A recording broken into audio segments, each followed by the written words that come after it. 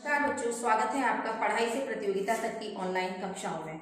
बच्चों, आपने देखा होगा जब कोई धातु की कील, पेच, पाइप, रेलिंग को यदि हम वायु में कुछ समय के लिए खुला छोड़ देते हैं तो उसकी सतह पर एक भूरे रंग की परत जम जाती है। ऐसा क्यों होता है? चलिए आज हम आपको इसी के विषय में बताते हैं कि जब कोई धातु जल और वायुमंडल के संपर्क में आती है तो नमी और वायुमंडल में उपस्थित ऑक्सीजन के कारण यह धातु ऑक्साइड, हाइड्रोक्साइड, कार्बोनेट आदि में परिवर्तित हो जाती है, अर्थात धातु धीरे धीरे नष्ट होना शुरू हो जाती है, जिसे हम धातु का संक्षारण कहते हैं। कहने का तात्पर्य है कि धातु की सतह पर उसका यौगिक बनकर धातु की परत के रूप में उतरने से धातु का नष्ट होना संक्षारण कहलाता है। जैसे सतह पर भूरी परत आयरन ऑक्साइड बनने के कारण होती है और एल्यूमिनियम की सतह पर एल्यूमिनियम ऑक्साइड की परत जम जाती है, जिससे उसकी धात्विक चमक नष्ट हो जाती है, किंतु एल्यूमिनियम का क्षरण नहीं होता है।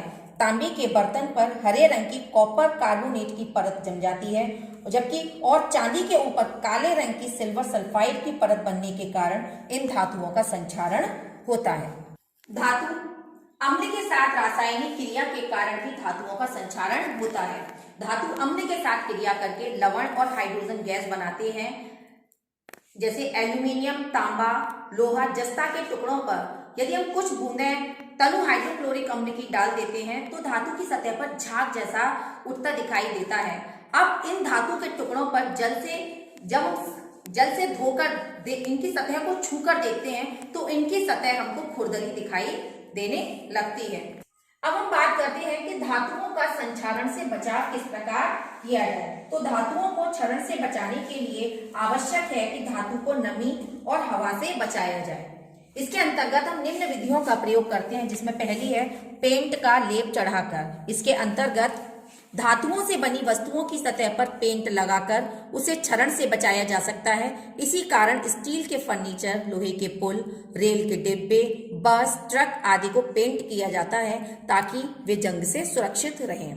दूसरी विधि है ग्रीस या तेल लगाकर। इसके अंतर्गत ग्रीस या तेल की परत भी धातु या वायु और नमी से संपर्क समाप्त कर उसके संक्षारण को रोकती है, इसीलिए कैंची, चाकू आदि पर ग्रीस लगाकर रखा जाता है।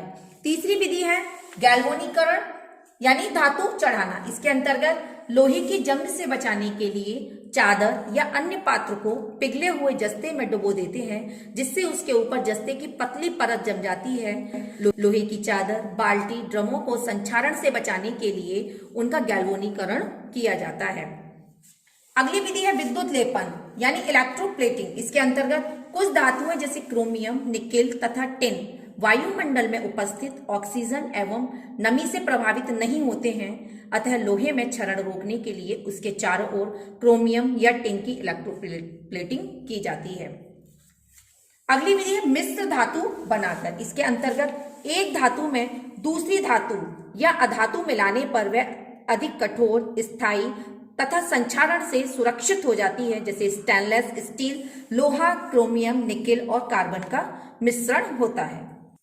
अब बात करते हैं मिश्र धातु की, यानी जब दो या दो से अधिक धातुओं को एक निश्चित अनुपात में मिलाकर पिघलाया जाता है तो ये धातुएं परस्पर मिल जाती हैं और एक समांगी मिश्रण बनाती हैं। ऐसे मिश्रण को मिश्र धातु कहते हैं। कहने का तात्पर्य है कि धातु में अन्य धातुओं अथवा अधातुओं की उचित मात्रा मिलाकर प्राप्त मिश्रण को मिश्र धातु कहते हैं। इनके गुण हैं कि ये मूल धातु से अधिक कठोर होती हैं और वायु तथा नमी के कारण संक्षारित नहीं होती हैं और रासायनिक यौगिकों द्वारा भी इनका संक्षारण नहीं होता है। मिश्र धातुओं के गुण उनके अवयवी धातुओं के गुणों से भिन्न होते हैं। अब बात करते हैं मिश्र धातु और उनके अवयवी धातु के बारे में। जैसे पीतल एक मिश्र धातु है जो कि तांबा और जस्ते को मिलाकर बनाई जाती है। इसका उपयोग बर्तन, तार, वाद्य यंत्र, सजावट की वस्तु बनाने में किया जाता है। कांसा भी एक मिश्र धातु है जो कि तांबा और टिन को मिलाकर बनाई जाती है। इसका उपयोग सिक्का, घंटा, मेडल, गहने आदि बनाने में इसका उपयोग किया जाता है। शोल्डर जिसे कि हम टाका भी कहते हैं, इसका ये सीसा और टिन को मिलाकर बनाई जाती है। इसका उपयोग विद्युत परिपथों में टांका लगाने के लिए किया जाता है। नेक्स्ट है स्टेनलेस स्टील। ये भी मिश्र धातु है जो कि लोहा, क्रोमियम, निकिल और कार्बन को मिलाकर बनाई जाती है। इसका उपयोग बर्तन, उपकरण, छुरी और कांटे बनाने में किया जाता है। बात करते हैं हम पिग आयरन के बारे में। पिग आयरन, जिसे हम कच्चा लोहा यानी ढलवा लोहा भी कहते हैं, ढलवा लोहा वात्या भट्टी में बना होता है। इसमें 93% यानी 93% लोहा और 4.5% कार्बन और बाकी की शेष सल्फर, फास्फोरस और सिलिकॉन की अशुद्धियां होती हैं। इसका गलनांक बहुत कम होता है और यह भंगुर भी होता है। इसका उपयोग पाइप, टंकी, कूड़ादान और नहाने के टब बनाने में किया जाता है। इस्पात। अब बात करते हैं हम इस्पात के बारे में। यह भी लोहे का दूसरा रूप है। इसमें 98.8% यानी 98.8% आयरन, बाकी की अशुद्धियां पाई जाती हैं। इसका उपयोग मोटर गाड़ी, नट बोल्ट आदि बनाने में किया जाता है। पिग आयरन और इस्पात भी एक प्रकार की मिश्र धातु है।